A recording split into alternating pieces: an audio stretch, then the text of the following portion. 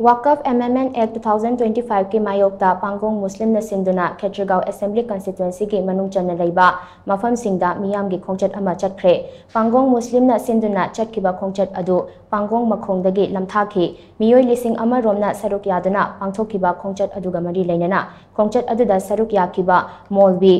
वकील अहमद कौबा मियोय अमना हाई एक असी मुस्लिम सिंगी मायोक्ता लैबना एक असिना मुस्लिम सिंगदा तपना तपना अवाबा कया पिरकदौरी मरम अदुना अखोय अमता ओइना पुनसिंदुना एक असी